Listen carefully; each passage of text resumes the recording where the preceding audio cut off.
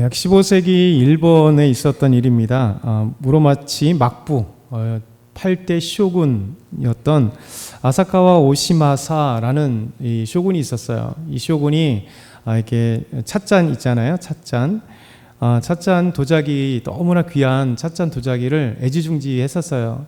근데 이 쇼군이 어느 날 차를 마시다가 이 찻잔을 탁 떨어뜨려서 그 귀한 이 도자기 찻잔, 정말 귀한 찻잔, 자신이 애지중지했던 이 찻잔이 깨지는 바람에 되게 마음의 상심감을 가진 겁니다. 그래서 이걸 어떻게 하면 좋을까? 도자기는 깨지면 쓸모없는 것이 되기 때문에 그래서 이제 도자기 도예가들을 이제 불러서 이걸 어떻게 했으면 좋겠냐 했더니 다 안 됩니다. 이거는 해봐야 소용이 없습니다. 라고 했다 그래요.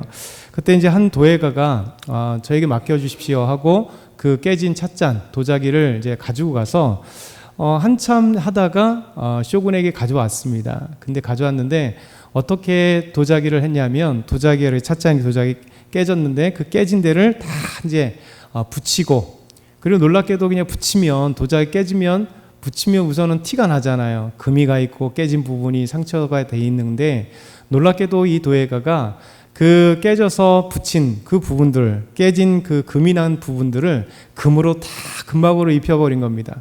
그러니까 깨진 모든 부분들이 금박으로 이렇게 다 입혀버리니까, 금이나 은이나 이렇게 입혀놓으니까 너무 멋지게 된 거예요. 도자기는 도자기인데 그냥 원래의 도자기가 아니라 거기에 깨진 그 금 사이에 다 이렇게 도자기에 금으로 되어 있기 때문에 너무 예뻤다, 이런 얘기입니다. 그래서 이 쇼군 때문에 오사카와 오시마사라고 하는 이 쇼군이 애중지했던 도자기, 그 깨지는 바람에, 그리고 이 도예가가 그렇게 깨진 도자기를 금으로 이렇게 잘 만들었던 이것 때문에 지금 일본의 대표적인 도자기가 되었습니다. 이 도자기가 어떤 도자기면 킨치기라고 하는 이름으로 도예가가 있습니다.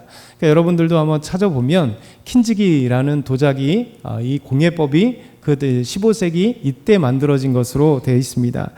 그래서 다시 말 나온 게 뭐냐면 킨치기 정신이라는 말이 나옵니다. 킨치기 정신. 이 킨치기 정신은 깨진 도자기를 금이나 은이나 등으로 수리해서 결함의 흔적을 드러내고 그 흔적이 더 큰 아름다움과 의미를 만든다는 일본의 미학, 이렇게 말한다 그래요. 그러니까 오히려 결함이 있지만 그 결함, 깨진 부분이고 금이 난 부분에 금으로나 은으로나 잘 이렇게 입혀서 오히려 그 결함의 미학, 더 아름다운 그런 도자기로 만들어진 새로운 도자기의 모습을 간직했습니다. 그래서 일본의 대표적인 도자기의 한 예술 분야가 킨치기라고 하는 도자입니다. 저도 어제 이제 인터넷에 찾아봐서 보니까 참 예쁘더라고요. 그래서 일부러 이제 도자기들을 깨고 나서 그 붙이고 거기에다 이제 금이나 은이나 멋지게 이렇게 장식을 하니까 오히려 더 아름다운 도자기가 되는 거예요. 그래서 생각해 본 게 이런 생각을 해봤어요. 참 우리는 모두 다 깨지기 쉬운 도자기들이잖아요. 마음이 깨지기도 쉽고 상처나기도 쉽고, 한순간에 우리 영혼도 깨지고 또 마음도 깨지고 믿음도 깨지고, 그런 이런 깨지기는 쉬운 도자기인데, 우리 예수님은 우리 깨지기 쉬운 도자기가, 우리가 때로는 깨지고 남들이 봤을 때 쓸모없는 존재같이 보일지라도 우리 주님은 우리에게 다시 그 깨진 것들을 다 모아다가 상처를 치유해 주시고 우리 영혼을 치료해 주셔서 새로운 킨치기 정신처럼, 저희 도예처럼 그것에 예수님의 사랑과 은혜를 딱 붙여가지고 정말 아름다운 사람, 원래 자연인의 나의 모습이 아니라 주의 은혜를 받아서 더 멋진 새로운 인생을 만들어가는 것 같다라는 생각이 들었습니다. 사실 오늘 우리 다윗을 보면 다윗의 인생이 항상 멋지잖아요. 비록 이 도망다니는 그 생활이지만 그곳에서 삶의 인생의 고난을 경험하고 또 믿음의 고난을 경험하고, 그러다 보니까 정말 훌륭한 장군이요 또 왕이요 또 인생에 있어서 정말 하나님 앞에서 믿음으로 살아나가는 이런 아름다운 다윗의 모습이 되었습니다. 어찌 보면 정말 인생의 고난이 오히려 인생의 가장 아름다운 도자기처럼 멋진 도자기 같은 인생이 되었습니다. 하나님 앞에도 귀하게 쓰이고 믿음도 좋고, 또 우리 어제 그 조문 사절단의 그 수치를 가려주기 위해서 여리고에 머물게 하는 그런 정말 아름다운 왕의 모습도 가지고 있었습니다. 근데 다윗도 한순간에 깨져버리는 거죠. 한순간에 깨져버립니다. 오늘이 깨지는 순간입니다. 그리고 이후에는 그 깨졌던 다윗을 하나님 다시 싸매어 주셔서 정말 킨지기처럼 더 아름다운 빛나는 다윗, 이 사건 이후에는 정말 거의 흠잡을 데 없는 다윗의 모습으로 우리에게 보여주고 있는 거죠. 오늘 이 말씀을 통해서 오늘 말씀은 1절부터 5절은 다윗이 그 인생의 가장 수치스럽고 가장 무서운 범죄, 우리가 얘기만 하면 일어나는 이 밧세바와 함께했던 성적인 범죄를 우리에게 들어가고 있습니다. 오늘 말씀을 생각해 보면서 이 죄는 다윗은 방심했다가 죄가 한순간에 찾아왔다는 거예요. 죄는요, 방심하는 순간 찾아와서 우리를 멸망시킵니다. 그렇죠? 다윗은 암몬과 지금 싸움하고 있었습니다. 1차 전쟁에서 엄청난 승리를 갖고 나서 이제 시간이 지나서 다시 전쟁 가운데 요압과 그 수하들 그리고 이제 이스라엘의 부대들을 쫙 보냈어요.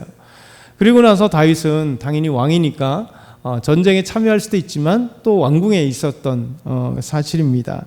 그래서 이 방심하고 있는 순간 전쟁에 나가지 않고 이제 잠시 쉼의 시간을 갖고 정사의 모든 것들을 잠깐 내려놓은 채 이 왕궁의 궁에 걷고 있는 잠시의 시간 속에 방심하는 순간에 사단은 찾아왔습니다.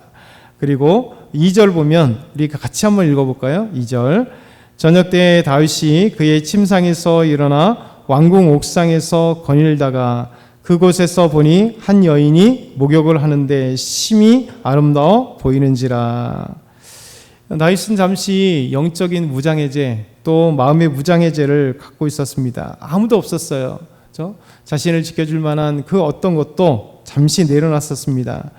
그러니까 왕을 막을 사람은 아무도 없잖아요. 왕의 명령 가운데 왕이 옥상에서 잠자다가 일어나서 옥상에 걸리다 보니까 다윗 왕궁 밑으로 쭉 이제 되니까 왕궁에서 전체를 보는데 놀랍게도 왕궁 가까운 곳에 그 옥상에서 한 여인이 목욕을 하고 있었습니다. 그리고 그것이 눈에 보였던 거예요. 그것은 밧세바였었고 알아보게 한 뒤에 왕궁으로 데리고 왔고 그리고 그것에서 그들은 동침을 하게 되는 무서운 범죄를 지었게 됩니다. 알고 봤더니 다 이미 정보를 다 알고 있었는데 햇사람 우리아 장군의 아내였다는 사실도 그는 들었습니다. 그럼에도 불구하고 다윗은 그 여인과 함께 이 성적인 범죄를 짓게 된 것입니다. 사실 그래서 밧세바는 임신했고 그리고 나서 임신한 다음에 왕에게 통보해서 내가 임신했다고 하는 말씀이 오늘 말씀이에요. 결국 이 말씀을 보면서 우리에게도 동일하게 적용이 되잖아요. 그렇죠?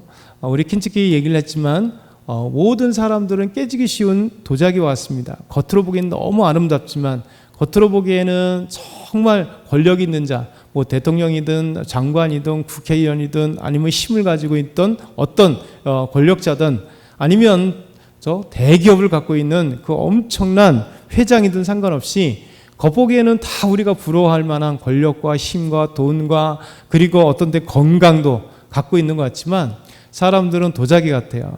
한순간에 깨지면 다시 회복하지 못할 경우가 많습니다.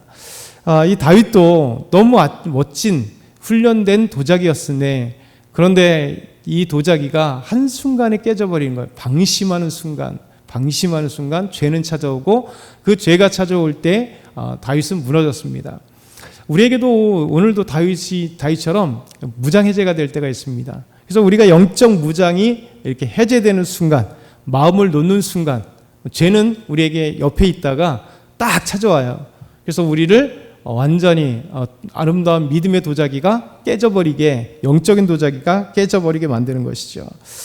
그래서 우리가 깨지기 쉬운, 우리도 범죄하기 쉽고 그리고 영적으로 무너지기 쉬운 저 다윗과 같이 이렇게 무너지기 쉽습니다. 그러면 어떻게 될 것인가?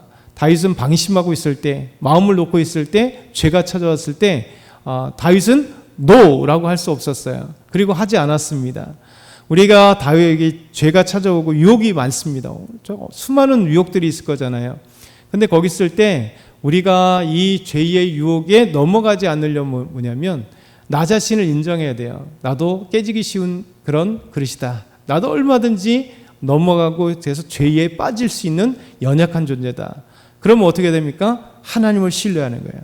그래서 우리 주님이 말씀하시길 마태복음 26장 41절을 보면 제자들과 함께 겟세마네에 있을 때 제자들에게 얘기하잖아요. 너희가 시험에 들지 않기 위해서 깨어서 기도해라. 이렇게 말씀합니다. 시험이라고 하는 것은 유혹이에요.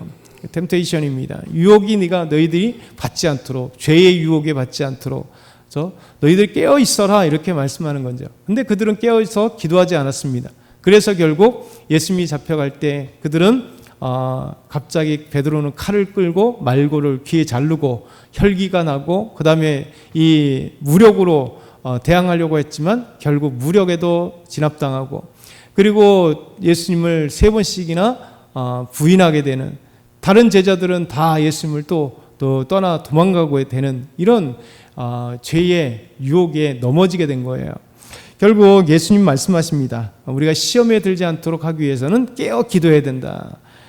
시편 119편 11절에 이런 말씀이 있습니다. 내가 주께 범죄하지 아니하려 하여 주의 말씀을 내 마음에 두었나이다. 그러니까 죄의 유혹에 방심하지 않으려면 첫 번째 깨어 있어 기도해야 되고, 두 번째 주의 말씀 가운데 있어야 돼요. 주의 말씀 가운데 있어요.